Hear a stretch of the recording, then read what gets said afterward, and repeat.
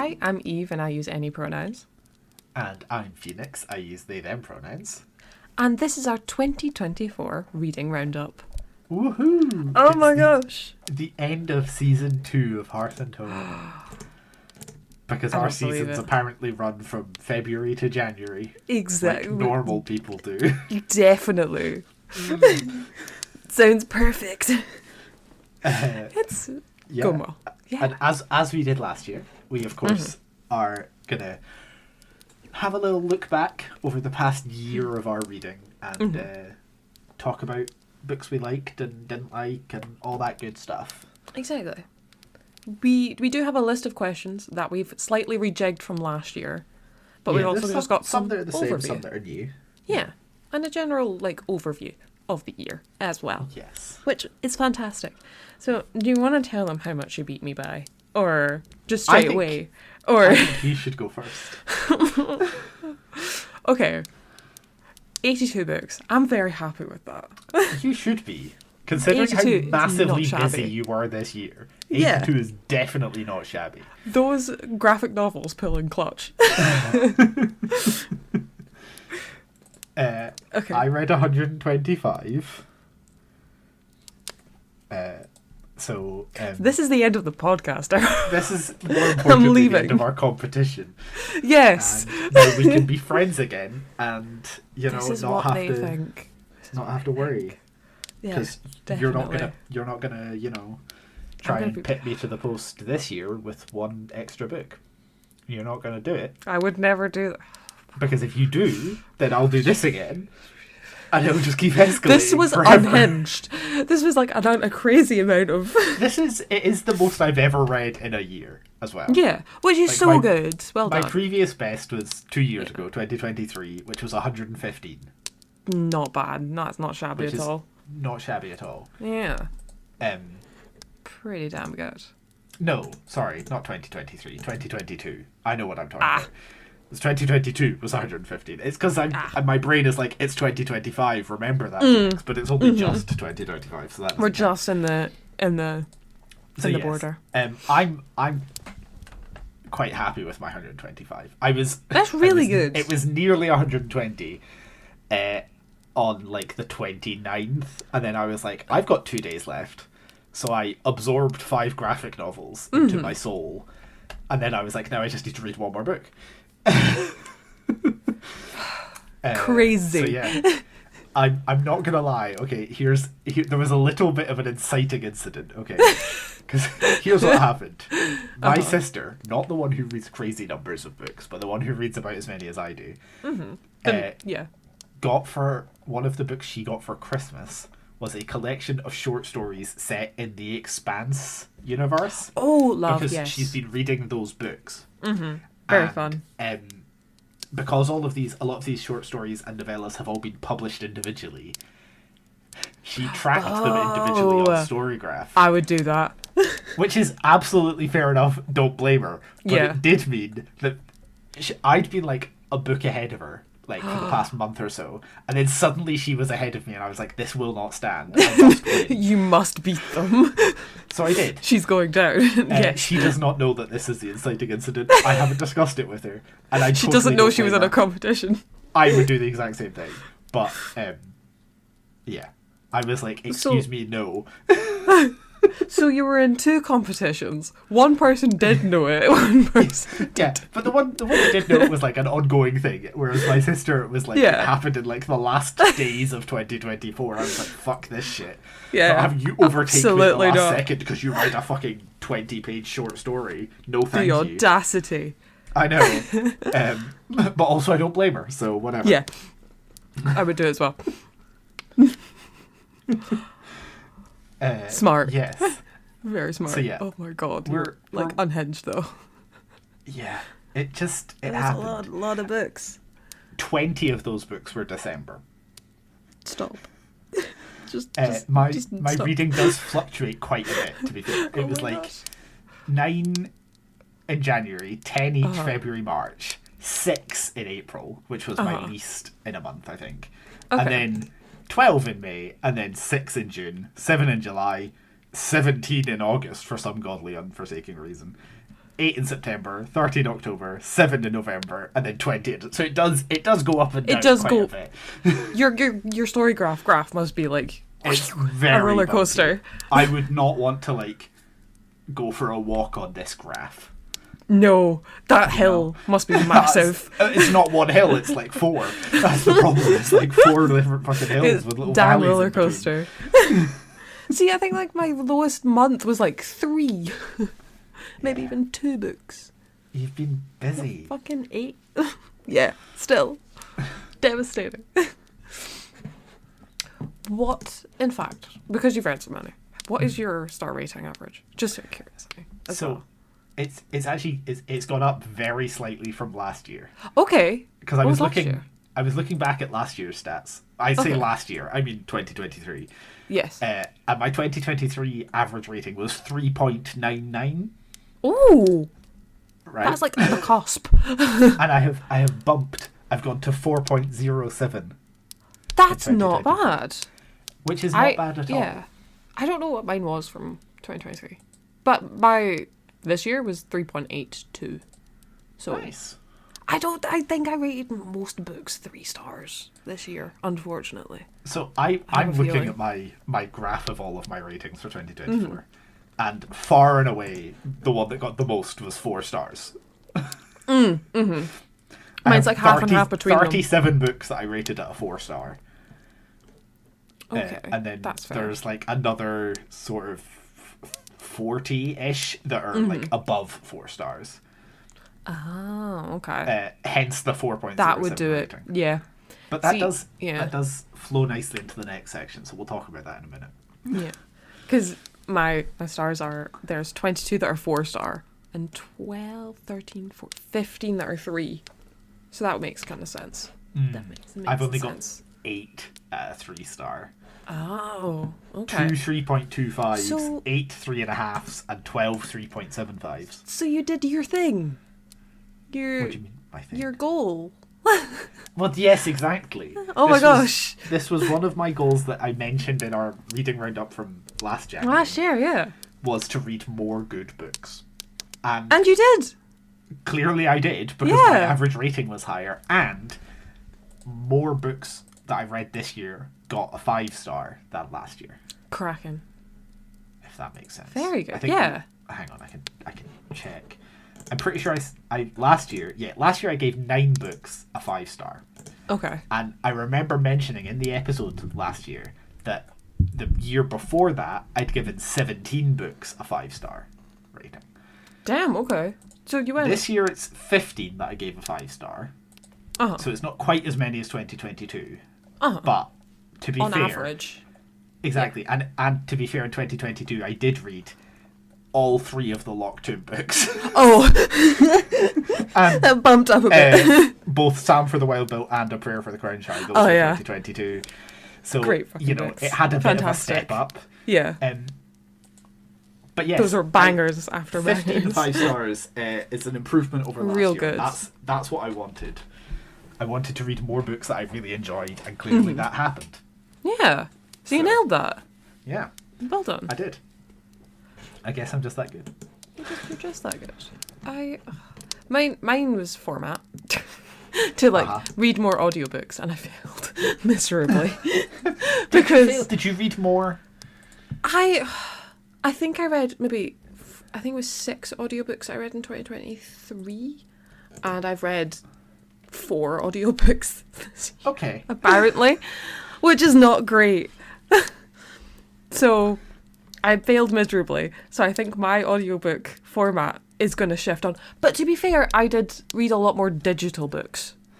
Oh, that went up to like 13% apparently of my total reading. So that's pretty decent. But I wish my format had been audiobooks and not. It's still a different format, which I'll count. I think I achieved your goal. I think I read more audiobooks. Yeah, no, I read fuck all audiobooks.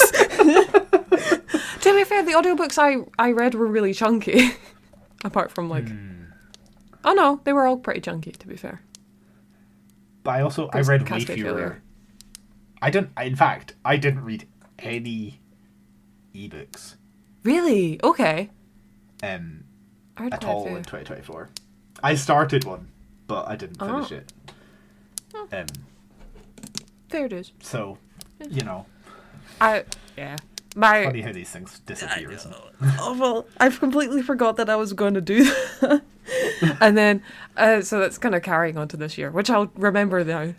Yeah. I'll remember it this time. I'm sure you'll remember saying that in an hour. Yeah, I definitely will. Yeah. Definitely going to nail that. Yeah, for sure. and like you, my other goal for this year is enjoy more books, pick up more books that I would actually actively enjoy, because my rating has went down. So I need to. I keep rating 3 stars. I need more 4 stars, more 5 stars. Would be fantastic. Actively enjoy books. Yeah. Yeah. Those are my goals. Those are the only 2 that I have written down. My other goal was to read more fantasy. Yeah. And I think I can safely say that I did in fact achieve that. Yeah. According to Storygraph's genre tagging thing, 76 of the books I read in 2024 were tagged as fantasy. Nice. And when compared in 2023, it was 52. So yeah, you nailed it. So basically, right, I read 25 more books this year than last year, and pretty much, if you could imagine that all 25 of those books were fantasy. Those were 25 extra fantasy books that I didn't read last year. So you kind of crushed it. Yeah, exactly. Yeah. So yeah, nice. I read more fantasy. I'm happy with that. Fantastic. And you were on quite a sci-fi kick for quite a while this year. I did go on a bit of a sci-fi kick. It's true. Yeah. So yeah. That's then I'm like, no. Sci-fi. No. I was like, does that get counted as fantasy on does it have fantasy elements? No. It's all right. Fantasy is a separate thing. Yes. It's all good. Fabulous. So yeah, I achieved my goal. Yay! Undeniably. So I'm happy. I'm happy with my reading in 2024. Yeah, that's good. I kind of wish I read better books. I was looking back at my top 10, which we will get to earlier, and I was realising I found it really difficult. I wrote down 6 things that I wanted to be in the top 10 and then struggled. I realised how much I was that just stuff I read that was kind of mediocre. Or didn't care about, that I didn't remember reading a lot of the time. So I need to read better things this year, because I've never struggled with the top 10 before. I haven't done a top. I've done my top 3 because that's one of our things. I have not done a top 10, but I think fair. I probably could. I do. But then I noticed this. I was looking at my 5-star reads this year, and of the 15, 1, 2, 3, 4, 5 of those 15 were rereads. See, this is what I struggle with, because I reread Books of Blood Dust really recently. One of my favourite books. It was in my top 3 last year. I think it was second or something. But I was like, I can't put it in my top 10 of this year because I've read it before. It'd just be a bit. Yeah. But then it would be, once again, probably in first place now. But. Well, you can do a top 5. Top 5. Exactly. I managed to get a top 10 out, but some of them are kind of sketchy. They might be replaced. My top 3 are solid, though. The top 3 are the really important ones. Exactly. That's what we're going to talk about. So. Exactly. Nothing else matters. Nothing else matters except those. Exactly. Perfect. It's flawless. Flawless. Truly. So, speaking of goals for the year. Yes. Let's talk about goals for this year. Yes. For 2025. So let's start with the number. What number? 52. See, I've also set mine at 52. 52 is just the best. It's the best number to aim. Yeah. It's one a week. And it's a satisfying number to achieve. Exactly. And I know I'm going to read at least that. Mm-hmm. That is going. That's more. Yeah. That is achievable. If I get super busy and can barely read anything, I still know I'm going to hit that. Yeah. It's achievable in my brain. I think that's it. I'm like, 52 is like a number that I won't have to try to achieve. Yeah, it'll just happen. Exactly. Yeah. So it just works for me. It makes sense as like, that's my minimum goal, and I know I will just do that. Yeah, and I'll hit then that. we'll see how much past that I get. Yeah. Because I used to be like unhinged. Like 2023, I think my goal was like 100. And I hated it because I could see the numbers. I could be like, oh, I need to keep reading. I need to do it. And then it would give me a notification like, you're 3 books behind. And I'd have a panic attack. Yeah, I don't want to be told like, oh, you're not on track. No. Yeah, oh God, no. I don't want it to let me know. But I like 52, I'm there. It doesn't have to tell me. It doesn't have to remind me of dangerous things. Yeah. Yeah. Is that perfect? Excellent. And then what about some more sort of, vibe goals, things you want to accomplish reading wise? I think I accidentally already said mine. Mine was, once again, read more audiobooks. I have to do it this year. Maybe I'll just say different format. I'll just encompass it as different format. Yeah. Because then that's pretty much anything. Ebook, audiobook, the Ethernet, I don't know. I was like, are there other ones? Format. Woo! And more interesting and good books that I actually want to read. And and I guess it's like, not to talk about your goal for you, but do you think it's also like books that you want to like tell people about as well? Yeah. Obviously we do that anyway because that's what we do on the podcast. But to me it's always the sure sign of a good book when I'm like, I want to talk to my friends about how much I like about absolutely the book and be like, this is what happened and I really loved it. Like there's few times that's happened to me this year. Like I've read a lot less epic fantasy than I would normally read this year. Last year. Yeah. Last year. I know. And I don't know what the best like way to say it 2024. Something. And I don't think I actively talked about many of. I think I actively talked about maybe 3 or 4 books, but then they're my top 3. But still, it just felt meh. Yeah. Meh this year. I read a lot of like really short books, like in a series and stuff as well. So I don't know. We'll see. More interesting, more talkative books. Definitely, quite a lot of mine were books in a series this year. I really noticed that. I was like, oh wow, quite a lot more of the books I've read this year have been part of a series. Mine were either like first book in a series or standalones this year, which was a bit shocking for me because I don't usually read standalones. Let me see, so 72% of the books that I read in 2024 were part of a series. Crap. What the fuck? Exactly. It's like a lot of them are part of a Holy series. crap. Oh my gosh. I'll just have a wee flick through because I don't exactly know. Yeah, like most of these are standalones. Most of them. Because I read a lot of poetry collections as well. Oh, okay. I don't think I read any poetry this year. I think I read 8, possibly more. 8. Did I read any poetry? And then I got on a Squirrel Girl kick as well. So it was a lot of Squirrel Girl for a while. I didn't read any poetry this year. Damn. Okay. Yeah. Well, I also read a lot of sci-fi. Poetry's it has to happen when it happens sort of thing. You can't force it. I was entering a lot of things this year for poetry, so I was like, I need to read everything I can get my hands on. Fair enough. Yeah. So for my yes, aims, hit me. I have said I would like to read more non-fiction. Good. Yeah. Oh, I like that. Lot. I haven't read I've read more non-fiction this year than in the past. But I think I've read a lot this year. Yeah. I would like to bump that even further.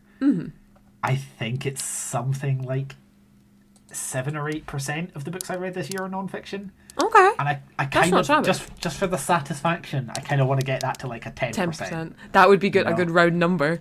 Yeah. Oh, to be fair, it says I've read 12% non-fiction. Huh. Storygraph's weird because sometimes like poetry gets tagged as non-fiction. Yep. No. I opened it. Poetry. There is 2 essays and everything else is poetry. Yeah. This is why I've started also tracking things myself. No, that's fair.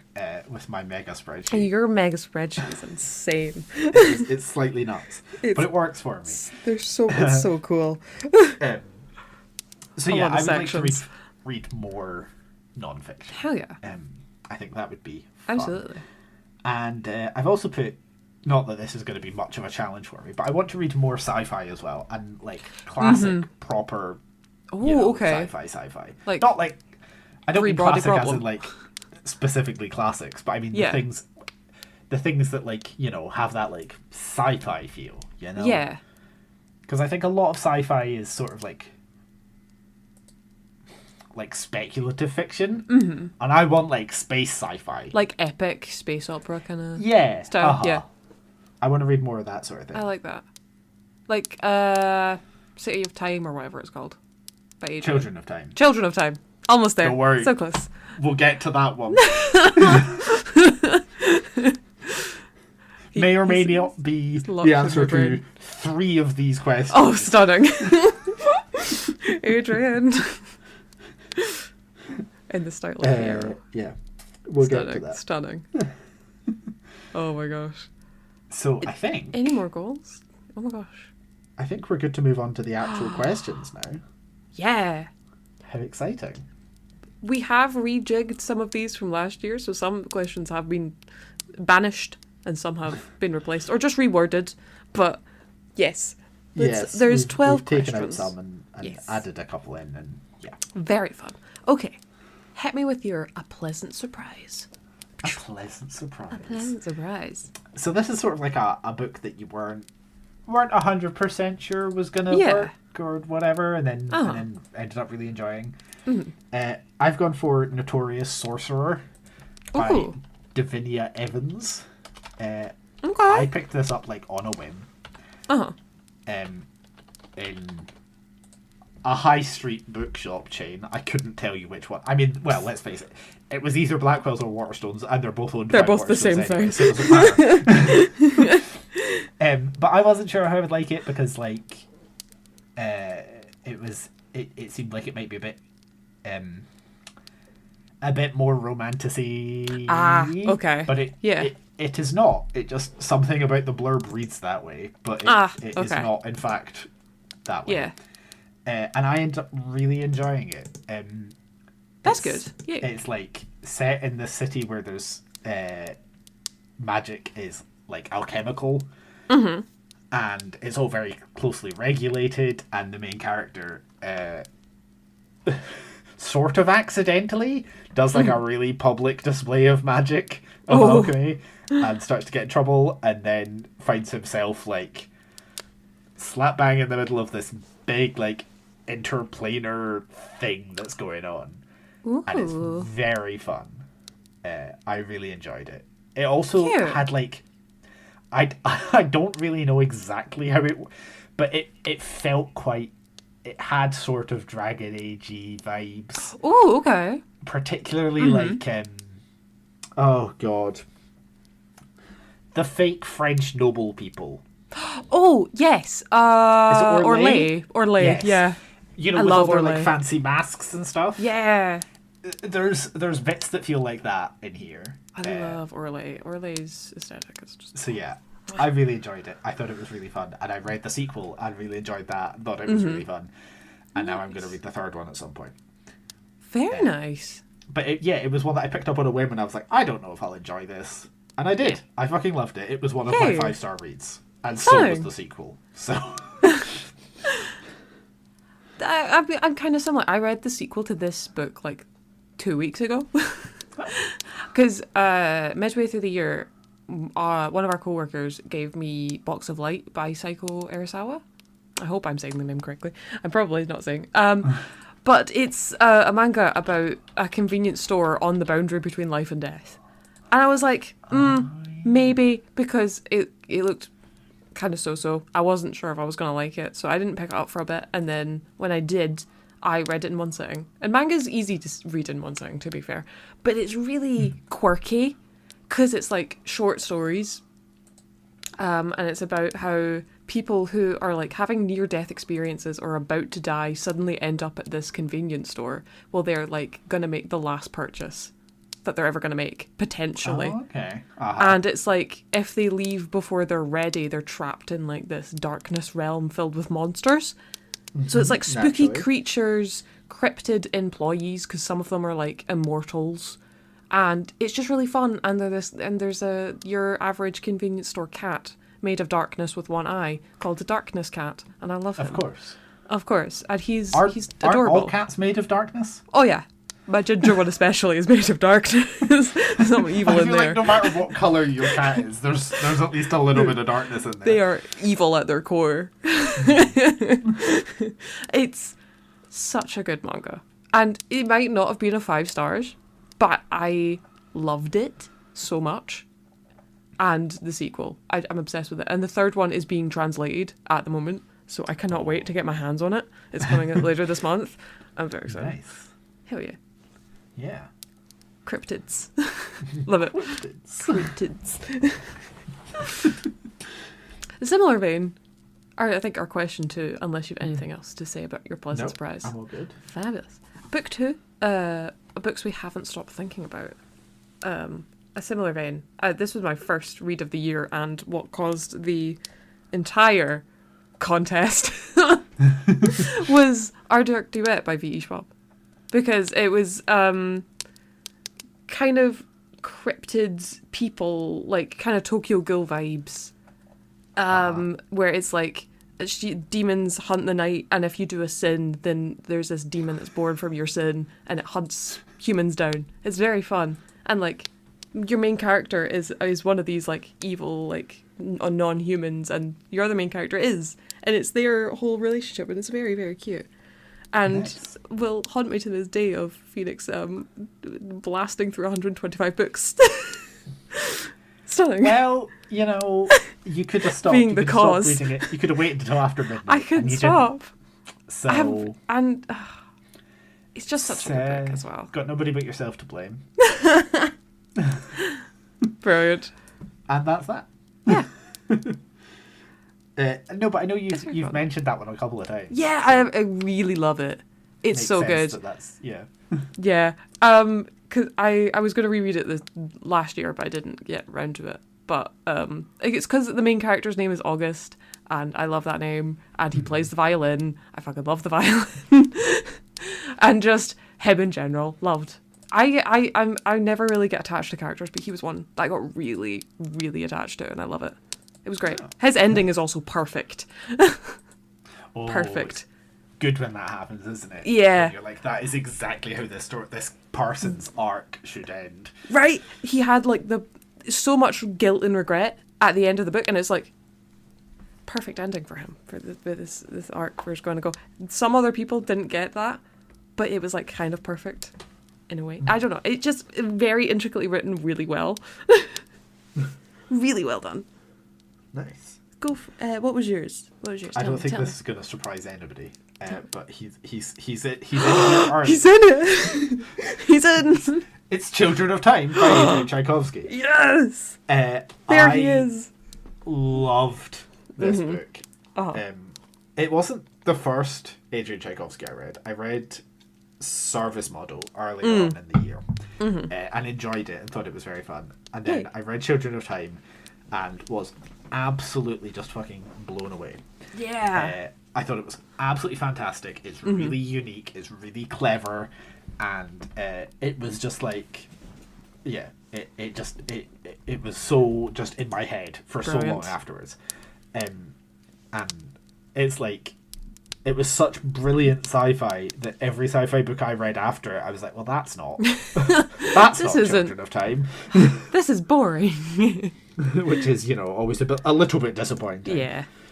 But yeah, I thought it was really, really unique, and it's very, very clever. It's really hard to talk about the plot, but it's like humanity is out in the stars because Earth has been, finally fucking destroyed by humanity. Nice. And classic sci-fi. So it starts off with like sort of humanity out in the stars, expanding their empire because like they're dominant and they're like all over the place and they're terraforming planets to make new Earths and all this stuff.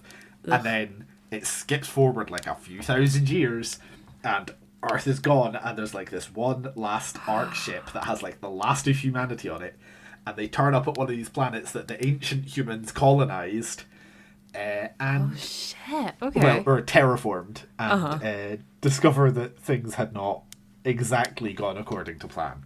And because part of the terraforming thing that they were doing was they would terraform the planet to make it habitable, and then the plan was they would drop a big fucking tank of monkeys on the planet, which had been infected with this virus that a scientist had developed that would cause them to evolve faster and like evolve in ways that would eventually evolve them into humans. So that humans down the line could come to this terraformed planet and discover that there's already like a human society set up for them. But unfortunately, some things went wrong during the terraforming and the monkeys all died on impact. Nice. But the virus survived and infected some local spiders. Oh, okay. And so we end up with like this spider people. The viewpoint keeps alternating between the people who are on the Ark ship, who are having their own like discussions and problems and stuff, and it flips every so often to spiders, to very intelligent spiders. And as the book progresses, you see this spider society like evolve as a society, and they become more and more technologically advanced, and it's incredible. It's absolutely brilliant. Also, clearly Adrian Tchaikovsky has like an insect thing. Because this man is insane. Those and Empire in Black and Gold and the Shadows of the Apt series also like insecty vibes, so you must love him. He must be a big fan, I guess. I remember you telling me about this book, and I always completely forget it has to do with spiders. Yeah, it's not forgot. There's not like creepy spider moments. Yeah. You know what I mean? Like it's not like terrifying spiders. Yeah. But like it felt Planet of the Apes and then became so much worse, and I kind of love it. Yeah. Oh, I love that. I love it. But it's absolutely brilliant, and I've got the second one on my TBR to read. That's I'm looking forward to that. 10 out of 10. Adrian. Stunning. Oh my gosh. Yeah. Love it. Brilliant. So, shall we go on to question 3? Yes. So, question 3 is an underrated book. Mm-hmm. Which is, one that you enjoyed but haven't seen people talking about. Yeah. So hit me. What have you got? Oh, hit me. Okay. Well, you've talked about it because I talked to you about it, but I've never heard a single other person talk about it, and that is the Juniper May series by Sandra So, the graphic novels. Oh yeah. Like I read them I got them from the shop, read them, delightful. Never heard a peep from literally anyone, but I there's bound to be tons of people who enjoyed the series. For their middle grade-ish graphic novels about our main character Juniper, who lives in Technotech City. It's a peaceful place filled with like technology beyond your wildest dreams, but the power cuts out, and they say that a sinister force is going to infiltrate the city. So Juniper May, who is a brave little adventurer, goes out to conquer her fears and save the city. And it is just the cutest graphic novel ever. It's so cute. I love it. Because it's like the perfect art style as well. And everything is just so round, as everything should be. Yeah. I really thoroughly enjoyed it. Excellent. Mm-hmm. This is one I read quite recently. Mm-hmm. Like, I can't remember if it was December or November, but recently. Okay. Yeah. And it's actually a collection. Son. Okay. It's two novellas and then I think 3 2, 3, a handful of short stories. Nice. It's called American Hippo. Oh, yeah! By Sarah Gailey. Oh my gosh, yes. So I've read another book by Sarah Gailey a couple of years ago now. A novella called something. I can't remember what it's called, but Upright Women Wanted. That's what it's called. Nice. And I'd had this on like the list of books that I want for a while, and then I finally picked it up, and I so enjoyed it. It was absolutely fantastic. Hell so yeah. basically, it's this like alternate history, because in the like 1800s, and this is like a real life history fact thing, in the 1800s there was a plan in the US Congress Stunning. to bring hippos to the bayous of Louisiana because they would eat. There was this one like invasive plant, and the plan was the hippos would eat that plant, clear it out, and then people would be able to also like ranch the hippos and like farm them, murder them for meat, etc., etc. This never actually happened, right? The plan was abandoned. But this it starts. It's like 2 novellas, and then, like I said, a couple of short stories, and it's basically like, what if that did happen? It's there's no better way to say it. It's hippo cowboys. Nice. There's this gang of hippo cowboys, and they do a caper, and it's absolutely fantastic. The main character is this incredible bisexual hippo cowboy. Fuck yeah. I love him so much. It's an absolute blast. They're so much fun.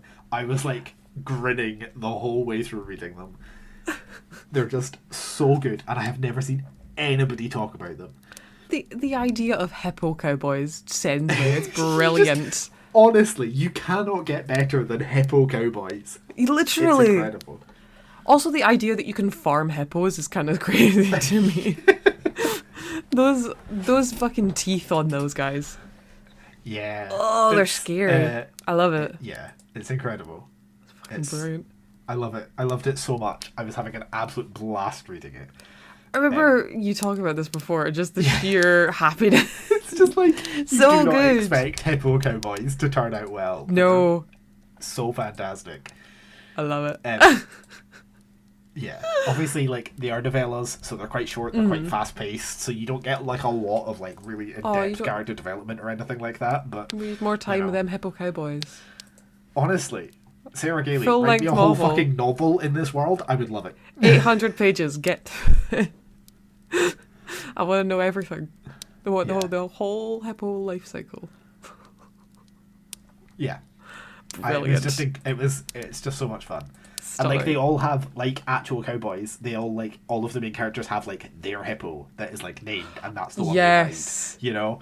Beautiful. It's a blast, and I love it. I would name my hippo something so dumb. I can't even remember like Little what Hip. the main character's hippo is called. That's terrible. But I should know. Is it Ruby? Oh, that's a decent. Is that what it's... One of them's, I think, called Ruby. I'd name it like Fluffy or something. Fluffy. Fluffy the hippo. Like when you're traditional, like Fluffy or like Sparkles. Sparkles the hippo.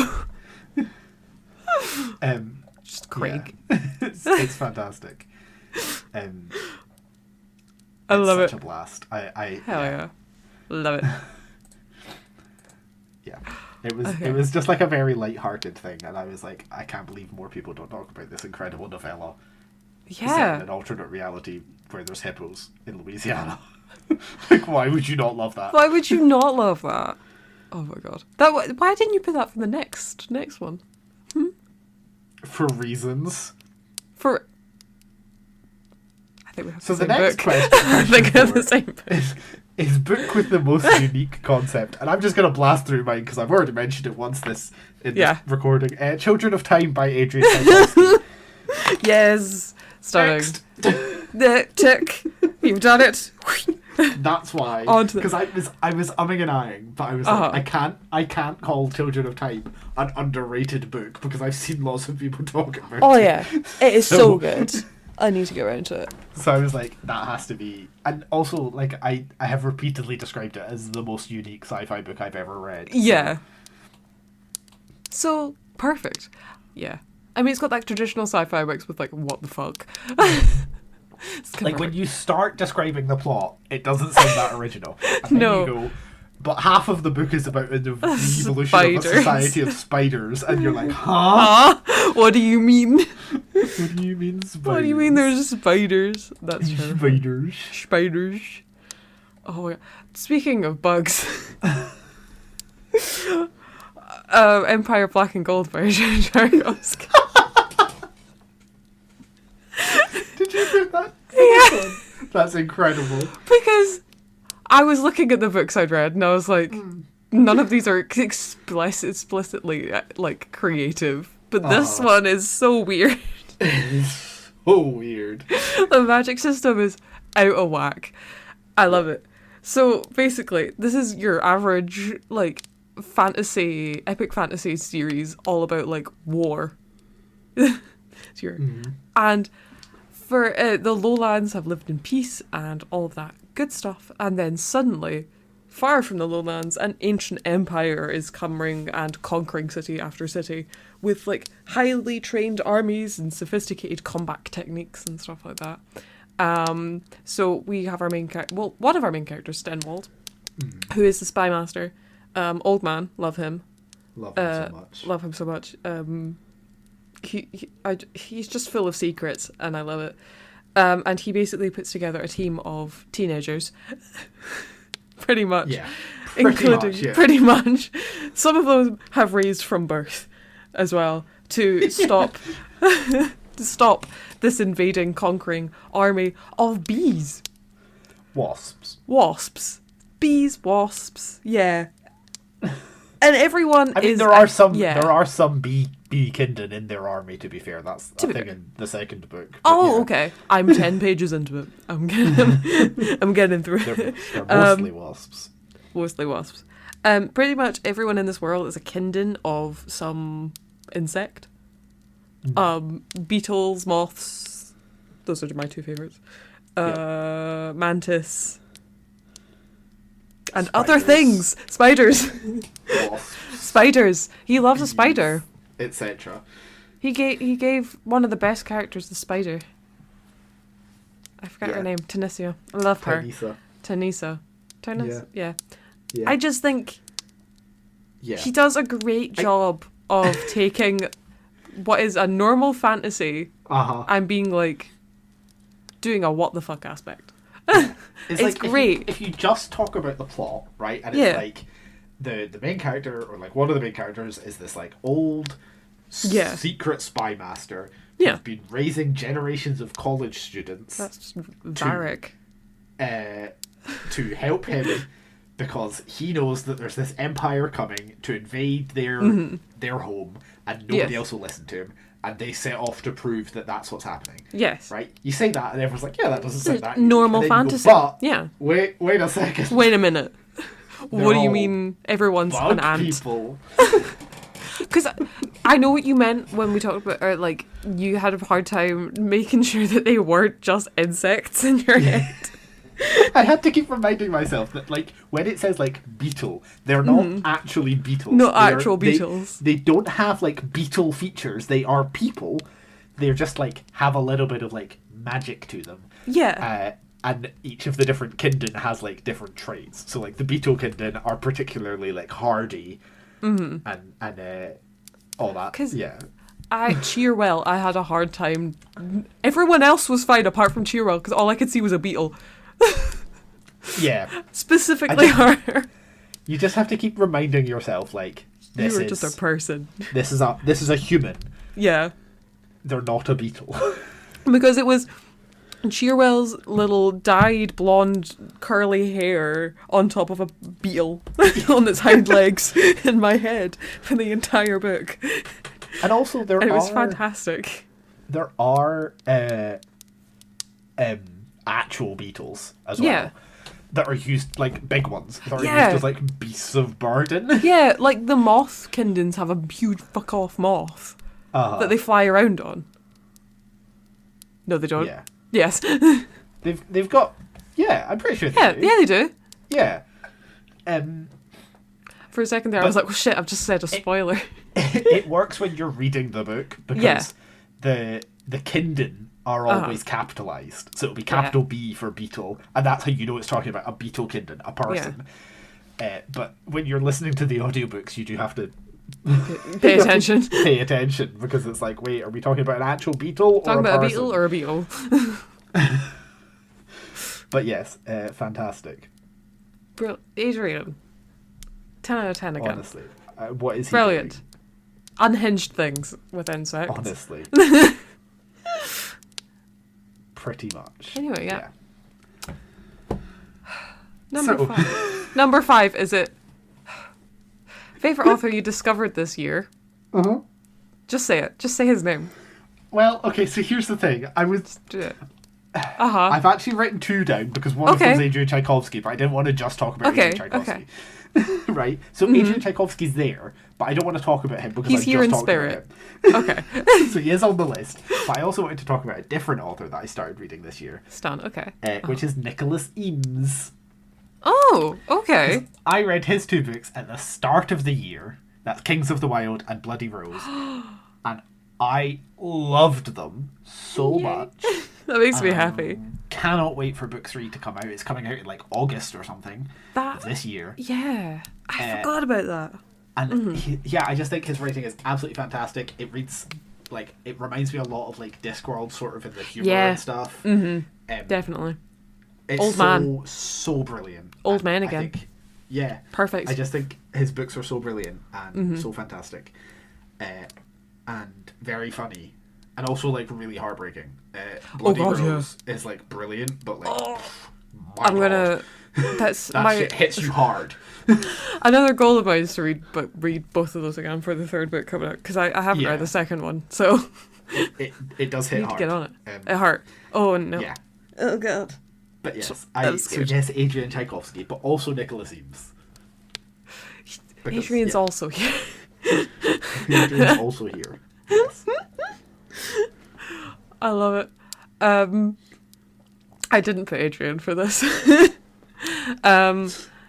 I put L.M. Sagas, because I read both Cascade Failure and Gravity Lost this year, because I hadn't read them before.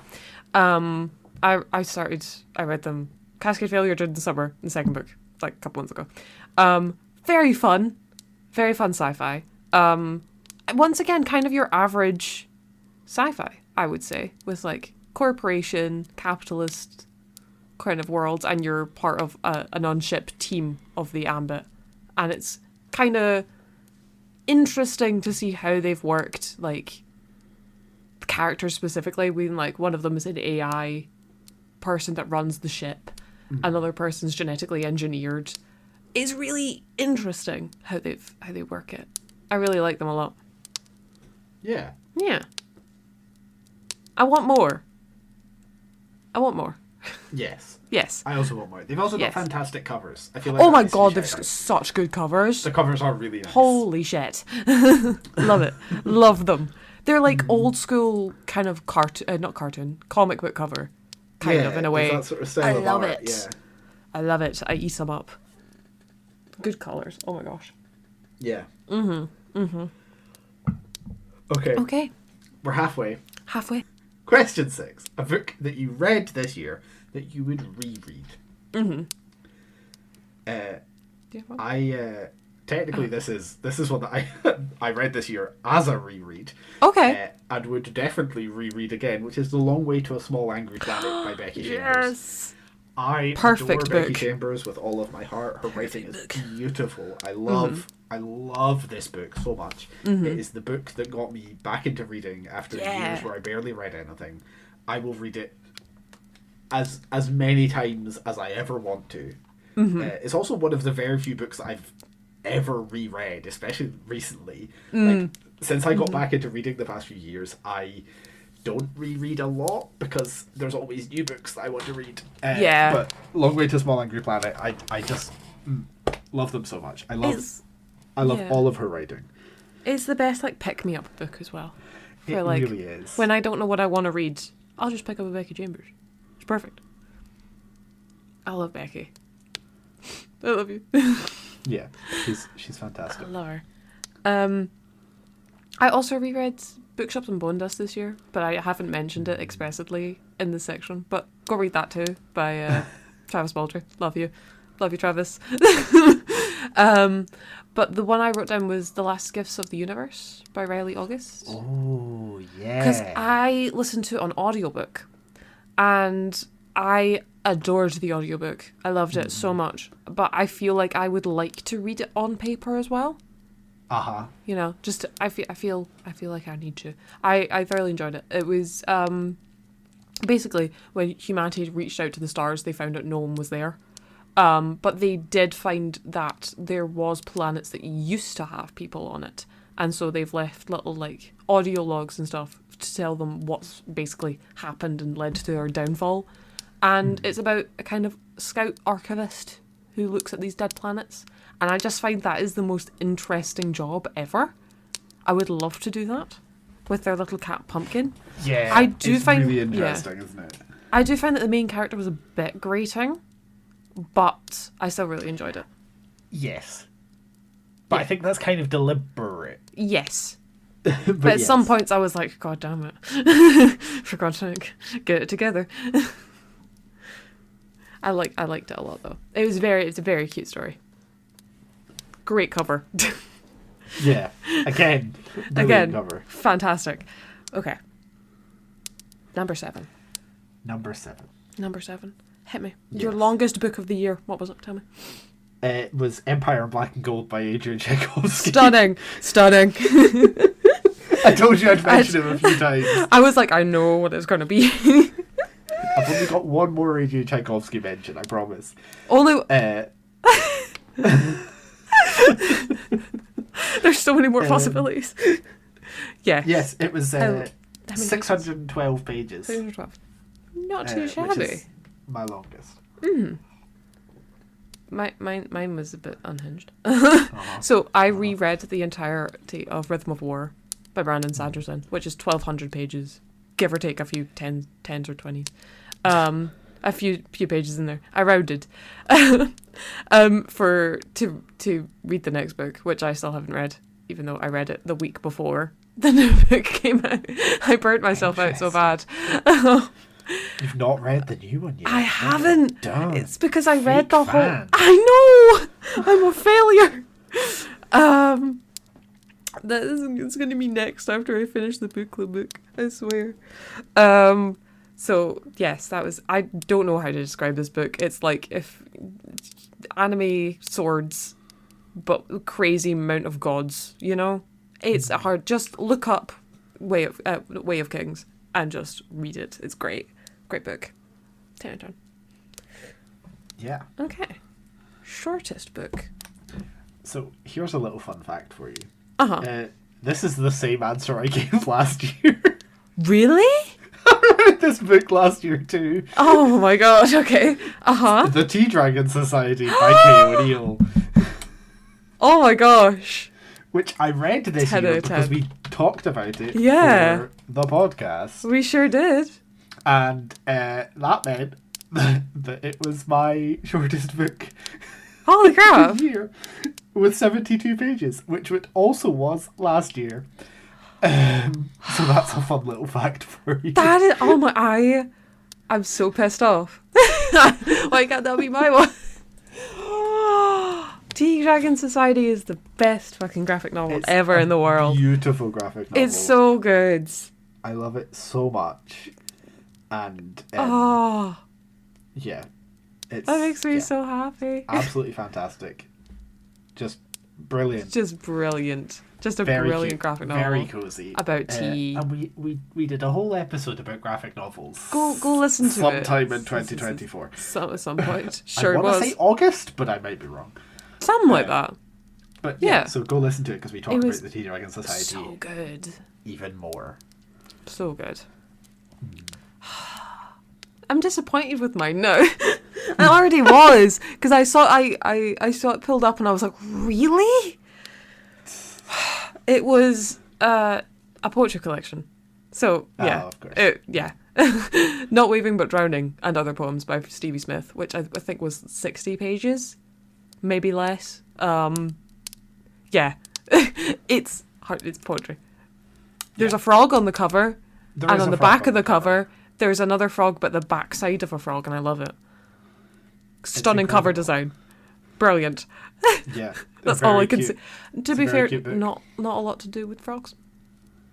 That's a bit disappointing, really, isn't it? Yeah, I was hopeful. More frogs. You can't put a frog on the cover if you're not going to be about frogs. Exactly. I was hopeful, and then I want a whole poetry collection just about poems about frogs. I want to do that.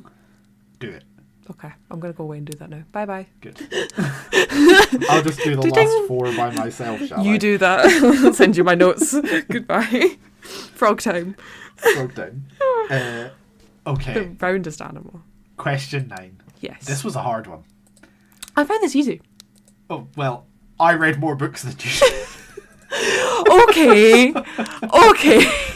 Question 9 is... Who have you become? Best cover of the year. Yeah. Okay. Well, if you found it easy, then fucking go ahead. I will then. Gravity Lost. By L.M. Sagas. Stunning cover. Spaceship. Blues and purples. Stunning. Brilliant. It is beautiful. Gorgeous. It's a very pretty cover. I don't know who does the covers, but whoever does, fantastic job. Like, exquisite. Yeah. They're fantastic. Mm-hmm. They're really pretty. I love them so much. They're so good. Yeah. Hit me. And I do think Gravity Lost is slightly nicer than. Yeah, I do too. I like the colour palette better. Which is Cascade Failure. Yeah. Yes. I like colour palette. It just makes me happy. Yeah. Purple. Okay. As I said, this one was a struggle for me. Yes. I'm gonna do a few honourable mentions. Okay. Because I've decided to cheat a little bit. Okay. So that's no cheating. There's no rules here. I read a book in was it February? Fucking hell. Called Gog Magog. Yes, that cover's gorgeous. Jeff Noon and Steve Beard. It's a really nice cover. It's very like monochromatic. It's got blue in the foreground and yellow in the background. It's very pretty. I really like it. I really like the art style. I like that a lot. I'm a big fan. I also, of course, Floating Hotel by Grace Curtis. Yes, very nice cover. Which won our book club award for best cover? It did. For best cover. Yeah. I think. Yeah, I believe so. Yes, it did. It did. Yes, it did. Yes. Yes. And also, I've been reading a series of graphic novels by B. Muir. The first one's called Ismire. And they all have really nice covers as well. They're all like monochromatic, like one color. That is nice. I love B. Muir's art style. Their art style is so much fun. That is a good cover. And I really like these covers. So there's like a yellow one, and then there's like one that's pink, one that's sort of green, one that's orange, and one that's like purpley. Big fan. Big fan. But I like these. The winner for me, this is going to take some specificity. I got a box set of the Howl's Moving Castle books, like all 3 of them. Yes. And the editions that I have lovely covers. They're published by HarperCollins. They were published, I think, 2023. And they have these really lovely illustrations on them. They're very pretty. They're like really nice colour palettes. They've got like the Howl's Moving Castle, which is the one that I've actually read. I've got the other 2 on my TBR. Has like really lovely clouds, like sunset colour clouds in the background. It's got those like wispy like wind going towards them. Yeah. I just think it's a really fantastic beautiful cover. And the other 2 are also really lovely. Castle in the Air has like lovely purples and clouds and stuff. And House of Many Ways is lovely in blues. And they're just, they're great. Stunning. So, yes, it was difficult, but that feels right. That feels right. I think they're just lovely covers. Mm-hmm. They're damn good covers. Holy shit. Yeah. I forgot about those editions. Holy crap. Yeah. Oh. I asked for the box set for my birthday. Smart. Because I was like, I want to read it anyway. I'd never read it. Really? That's surprising me. I hadn't read it until I got it. And then I was like, oh, they've done this box set of these lovely covers. Yes, please. Yeah. Because there's a lot of really bad Howl's Moving Castle covers. Oh yeah. There's some unfortunate ones. Yeah. And so I saw those and I was like, I want them. Yeah. Correct. So yeah. Good. They are perfect covers. Huh. Okay. Stunning. Okay. Question 10. Yes.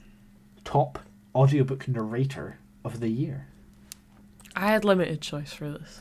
As did I, because I read, not that many, a few audiobooks, but quite a few of them are ones that are part of a series, so they were all read by the same person. Yeah. So I didn't have that many narrators to pick from. Yeah. And there was like one audiobook that I'm still technically reading, but I hadn't finished the book. I went with Torian Brackett, who did the Gravity Lost audiobook. Fantastic. I love his voice. Very sultry. And it was perfect. I think he's really got good writer. the voices of the characters really well. Yeah. The way he does, I always say their name wrong. Aeon. Aeon. Yes. But it's spelt Eon, but it's not said that way. That's not how he says it. It's not how it says. No. Aeon. Aeon. Oan. Is that not what he says? Oan? I don't even know. That feels right. They're like over the top characters. Hello, darling. I love it. 10 out of 10. Perfect. Fantastic. Even when that character's really sad, they're like, I'm so sorry, darling. It's perfect. It's great. I love it. Yeah. No, for sure.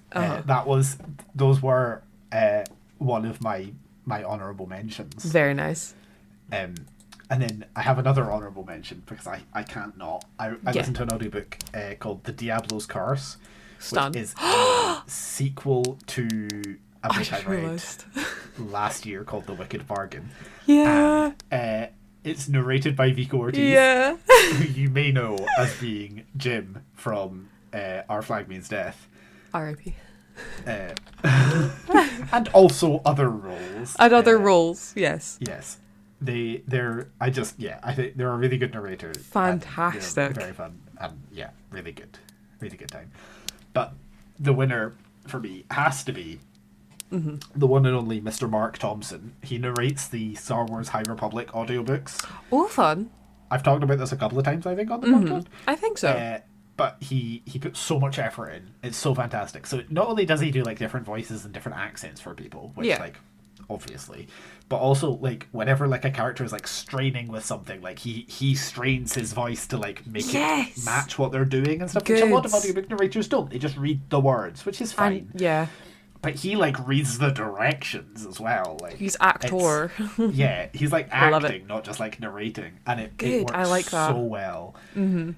Those audiobooks also like they have little bits of music in them and little sound effects and stuff, which is fun. I love that. But obviously that can't be attributed to him. But his narration is really good because he has all these different voices and puts like proper effort in, and it's like a whole experience. It really it makes them fantastic. That's so good. I need to get around to listening to that, actually. Yeah. That sounds good. I love when they act fully in the audiobook. It just makes me happy. It just feels like I'm in it. Yeah, it's great. Hell yeah. Okay. We're in the crunch time. We are. We're in the crunch moment. Okay. Yep. Okay, question 11. Worst book of the year. Yeah. So hit me. This was really easy for me because I just went onto Storygraph and saw what I'd rated the lowest. And I think it will surprise precisely nobody who's been listening to this podcast to discover that the answer to this question is, of course, Off With Their Heads by Zoe Hanabakuta. Stunning. Gorgeous. I gave it 2 stars. It's my lowest rated book of the year. 2 stars? It's the only book that got 2 stars this year. And one of 4 books that got less than 3 stars this year. So it was not good. Yeah.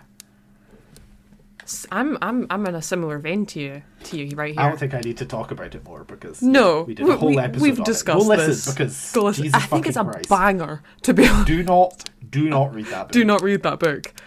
It's not good. At all. Like, I don't know what happened during that. I'm in a similar vein to you, which this is weird because I think we've said these two books previously in our book club Roundup contest. Tempest of Tea by Hafsa Faisal. One of my only books this year to get a 1 star. See, I read that in 2023. Oh, okay. Because otherwise I think it would have been a contender here. Yeah, because you read it New Year's Eve and then you gave it to me. I did. Read it in January. I think it was actually Christmas Eve that I read it. Oh, I know. Even worse. Merry Christmas to me. Yeah,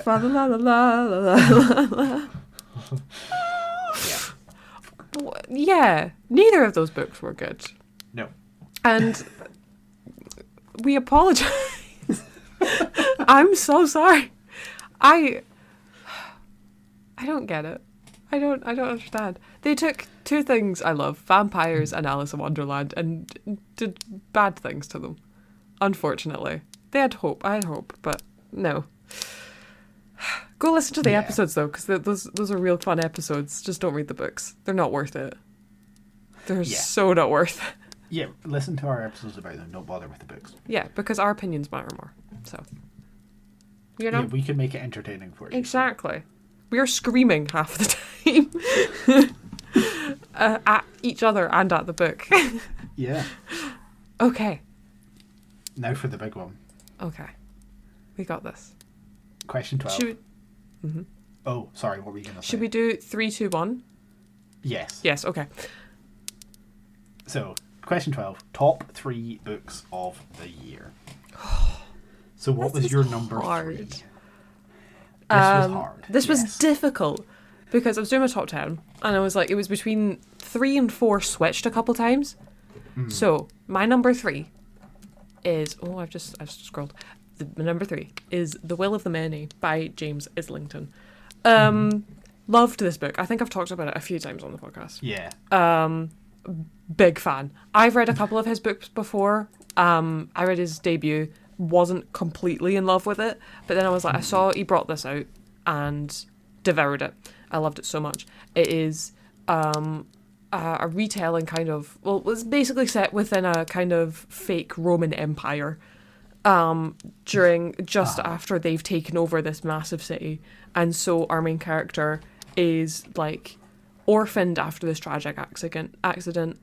Basically his family were like the rulers, not really rulers, kind of this big city. And he managed to escape when the rest of his family was killed. So he takes on a new name. He becomes an orphan. He becomes kind of a underground guy. And it's really interesting how he goes from that to being adopted and going to this huge academy of like every higher up in the society, and then you're introduced to a really wild magic system of where your will is physically the magic, so what you will happen, and the people that go to jail, for instance, can go into these like machines where your will is physically extracted from you, and higher ups in the society get seeded will from those lower in the society.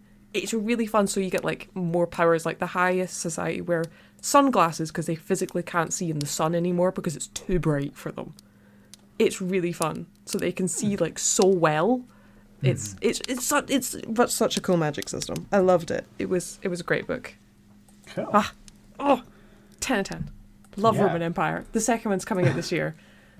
Oh, I'm excited. If they do bad things with it, I'm going to be angry. But it was really good. My number 3, one I've already mentioned, American Hippo by Sarah Bailey. Stunning. Big fan. It was one of my 5-star reads. Yeah, it's an absolute blast. It's so much fun. I know it's technically 2 novellas and a short story or whatever, but I don't care. No, they're in a compendium together. They count. One thing. They count. Absolutely. It's an absolute blast. And I had so much fun reading it. Fuck yeah. That's my number 3. Stunning. Do you want to do your number 2? Yeah, my number 2. Number 2. I've also mentioned this one. Notorious Sorcerer by Davinia Evans. Mm-hmm. Again, blast. Loved it. Stunning. Picked up the second one, I think not long after. Nice. And really enjoyed that. I think it was like a week or 2 after I'd read the first one. Like it was and yeah, they're very, very fun. Very fun. Hell yeah. My number 2 is number 2. Not surprising. The Sunlit Man by Brando Sanderson. Brando Sando. It's one of his secret projects that I finally got around to reading this year. Big fan. Basically, there's this character from another one of his stories, which I won't name, because he's go by the name Nomad now, and he lands on this new planet by accident. He can basically zip around planets at will.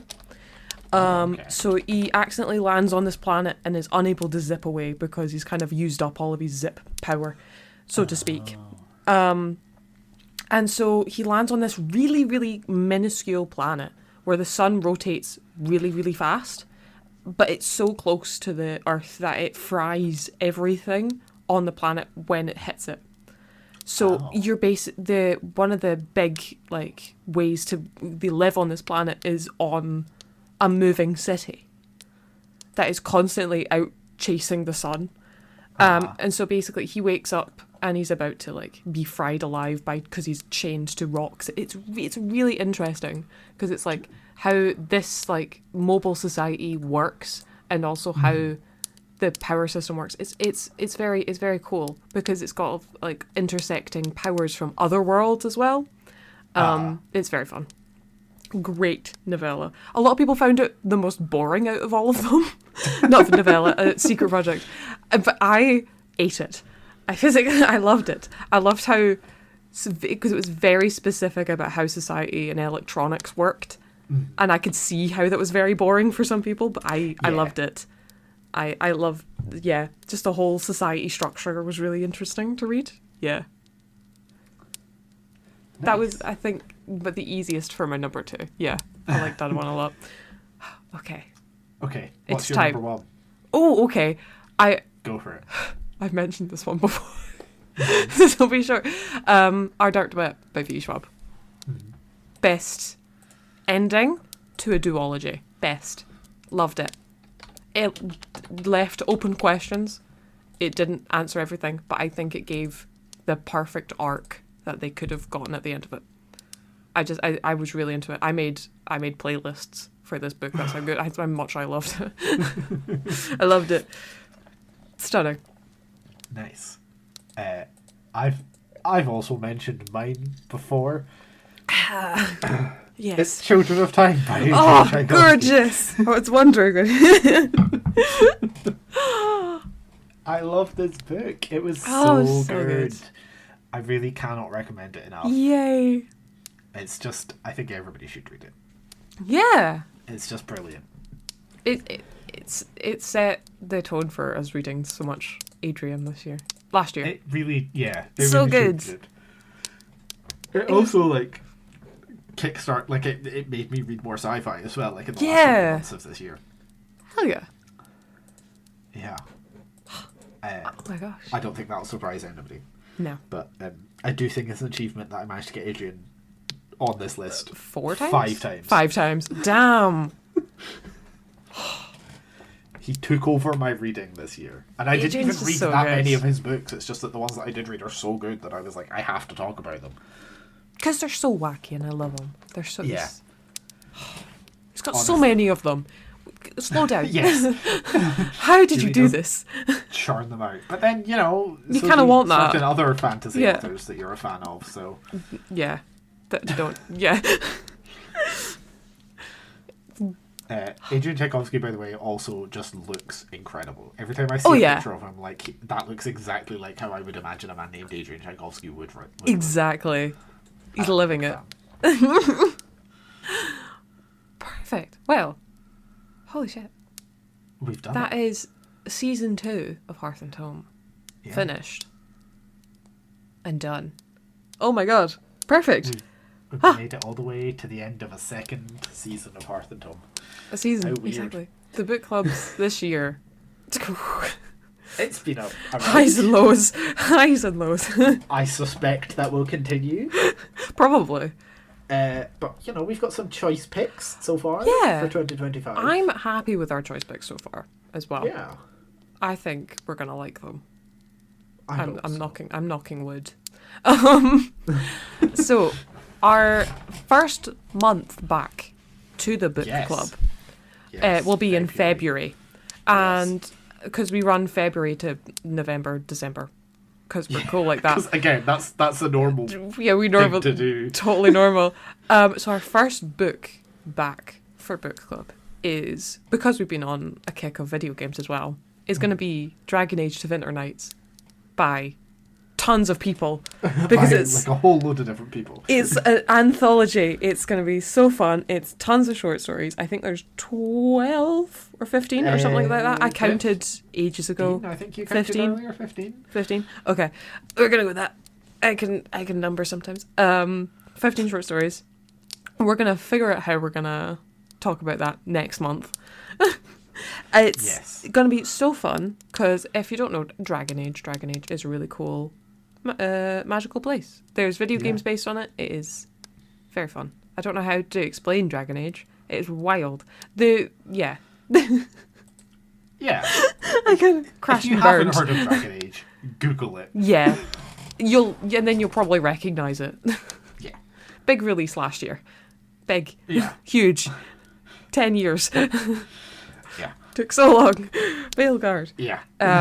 But yes, that is what we are reading for next month. So be sure to check that out and read it before and hop over and see what our thoughts are next month. I'm trying to do one short story a day at the moment.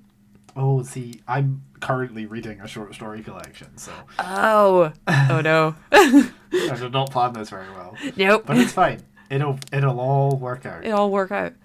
Yeah. They're relatively short stories. Short. Yeah, sure. Yeah, you got this. Yeah. So yes, anyway. Join us in February for that. And also, don't forget, we will have a Talking in the Tavern in February, which will just be our January reading roundup thing. Heckin' yeah. Like we've been doing with Talking in the Tavern towards the end of last season. Yeah. Oh, and we'll have a slightly different feature for book club this year as well. So look forward to that. Yeah, that's going to be super fun. I'm excited. Yeah. I haven't even thought of my thing yet. No. Well, I've not started reading the book, so it's not a thing. But that's fine. Thank you for joining us here at the Tavern. Phoenix, where can our listeners find you outside the podcast? You can find me at Beans and Fungi on Blue Sky and Instagram. What about you, Eve? And you can find me under Cozy Crow with an S and not a Z on Instagram, TikTok, Blue Sky and YouTube. And of course, make sure that you're following the podcast itself on Instagram at Hearth and Tome Pod, Blue Sky at Hearth and Tome, TikTok at hearth.and.tome, and YouTube at Hearth and Tome Pod to get updates about when episodes come out, as well as behind the scenes bits and bobs. So yeah, we will see you in February. Yeah. Bye. Bye. The music used within this episode was Wholesome by Kevin MacLeod through incompetech.com. Licensed under Creative Commons by Attribution 4.0 license.